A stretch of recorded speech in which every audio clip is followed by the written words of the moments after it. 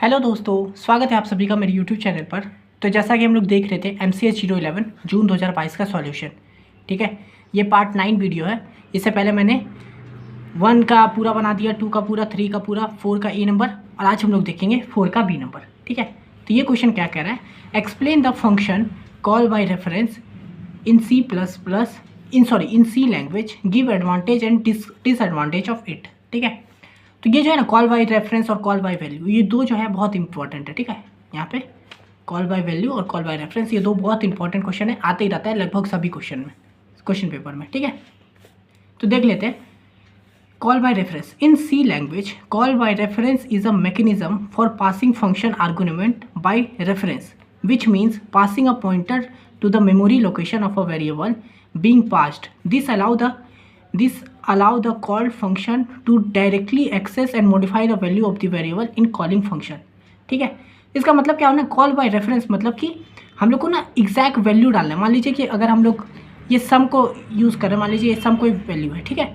अगर हम लोग को इसमें कोई, अगर मान लीजिए हम, अगर यहाँ इसको हम कहीं और यूज़ करते हैं, ठीक है, किसी और जगह पे, तो एक होता है कि हम लोग इसको कॉल बाय वैल्यू से करें और कॉल बाय रेफरेंस से करें। तो कॉल बाय वैल्यू से करेंगे ना, तो इसमें जो चेंजेस करेंगे ना, मान लीजिए हम लोग इसमें 1 ऐड कर देते हैं, तो इसमें इसको कुछ फ़र्क नहीं पड़ेगा, ठीक है। ये सम ही रहेगा। यहाँ पे हम लोग कॉल बाय वैल्यू कर रहे हैं, मतलब यहाँ जो चेंज किया यहीं पे चेंज होगा, ठीक है। लेकिन कॉल बाय रेफरेंस में क्या होता है, रेफरेंस मतलब ये जो होता है, ये पॉइंटर, यहाँ पे देखिए क्या लिखा है, which means passing a pointer to the memory location. यानी कि ये जो सम है, ये हम लोग कैसे करेंगे, सम प्लस 1। अगर आप जो करेंगे ना, अब जो इसमें मान लीजिए कुछ भी चेंज होता है, ये डायरेक्ट इस पे भी शो होगा, ठीक है। ये डायरेक्ट इसमें चेंज हुआ, ठीक है। तो कॉल बाय रेफरेंस में यही डिफरेंस है कि हम लोग जो भी चेंजेस करते हैं वो डायरेक्ट मेन फंक्शन में भी चेंज होता है, और उसका हम लोग एग्जैक्टली ये जो उठाते हैं, ये एकदम मेमोरी लोकेशन उठाते हैं। यानी कि ये जो सम है और ये जो सम है सेम है, पर यहाँ पे जो है ये कॉल बाय वैल्यू है, मतलब यहाँ पे हम लोग जो भी चेंज करेंगे इसमें इसको कोई फ़र्क नहीं पड़ेगा, ठीक है। ये कॉल बाय वैल्यू का है, मैंने थोड़ा सा आपको कॉल बाय वैल्यू का भी बता दिया, पर यहाँ पे भी सिर्फ कॉल बाय रेफरेंस से पूछ रहा था, तो वही लिखे हैं।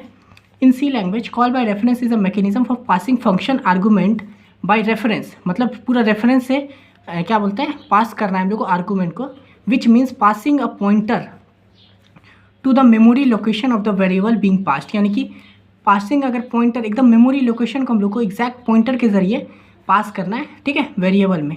This allow the called function to directly access, मतलब कि ये जो अलाउ करता है, जो हम लोग अभी फंक्शन को कॉल किए हैं, वो डायरेक्टली एक्सेस कर सकता है मेन फंक्शन को, ठीक है, जो मेन फंक्शन होता है। This allow the called function to directly access and modify the value of the variable in the calling function, ठीक है। तो वही मतलब एग्जैक्ट चेंज कर सकता है एकदम, जो उसमें हम लोग यहाँ पे जो भी चलाएंगे वो मेन फंक्शन में भी चेंज होगा, ठीक है।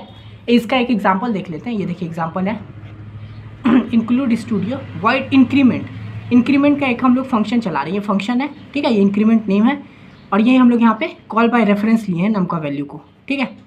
यहाँ पे सबसे पहले इसको अभी रुकिए, इसको देखिए, मेन में आए, एक एक्स लिए हैं 10 को और एक इंक्रीमेंट चला दिए, ठीक है। ये जो है ना, ये कॉल बाय रेफरेंस है, यानी कि हम लोग इसको यूज़ कर दें, ये जो एक्स है इसको कॉल बाय रेफरेंस ले लिया है, प्रिंट एफ कर दिए, the value of x is x return 0, ठीक है। तो ये इंक्रीमेंट के जो किए हैं, ये जो हम लोग चलाएं, इसका मतलब है कॉल बाय रेफरेंस, ठीक है।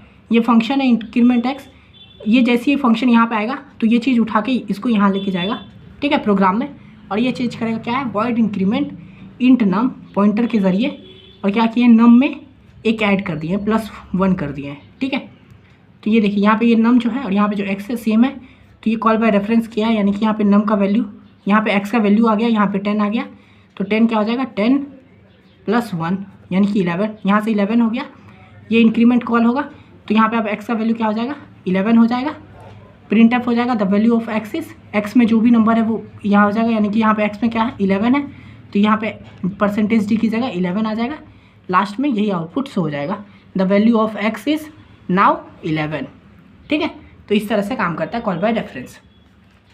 आप पूछ रहा है give advantage and disadvantage of it, तो ये एडवांटेज में भी वही चीज़ होगा, it allow to called function to directly modify the value, ठीक है, मतलब यही, it allow the called function to directly modify the value of the variable in the calling function, ठीक है।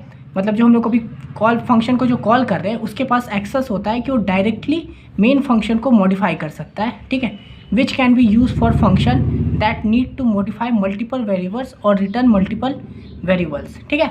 मतलब कि ये हम लोग का यूज़फुल कब होता है, जब हम लोग को बहुत सारा मान लीजिए फंक्शन में बहुत सारा वैल्यू को चेंज करना है, मॉडिफाई करना होता है, और यह बहुत सारा वैल्यू को हम लोग को रिटर्न करना रहता है, तब हम लोग का ये जो होता है ना कॉल बाय रेफरेंस, ये अच्छा काम करता है। क्योंकि हम लोग को बार बार उसमें ये नहीं करना होता है, एक ही बार हम लोग कोड चलाएंगे तो सारा चेंजेस हो जाएगा, तो हम लोग उसको रिटर्न मार देंगे। ठीक है, तो वही हो गया।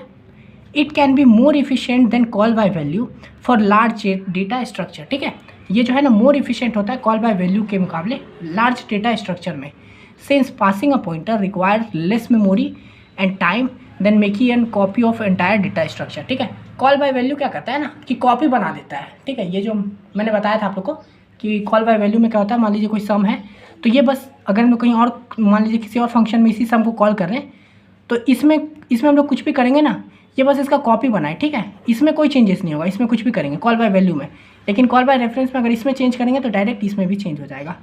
इसलिए कॉल बाय रेफरेंस को ज़्यादा अच्छा माना जाता है जब डेटा स्ट्रक्चर लार्ज होता है, क्योंकि पॉइंटर से जब हम लोग अगर passing pointer less memory use करता है, पॉइंटर में मेमोरी कम लगता है और टाइम भी कम लगता है। ठीक है, क्योंकि अगर देखिए हम लोग कॉल बाय रेफरेंस में करेंगे तो इसको जो भी करेंगे इसमें चेंजेस होगा, ये डायरेक्ट इसमें भी हो जाएगा। तो और कॉल बाय वैल्यू में क्या होता है, ये इसका कॉपी बन जाता है, तो कॉपी बनेगा तो स्पेस भी ज़्यादा ही लेगा ना, इसलिए कॉल बाय रेफरेंस को ये होता है, और छोटा भी होता है call by reference call by value के मुकाबले। ठीक है, ये वही था।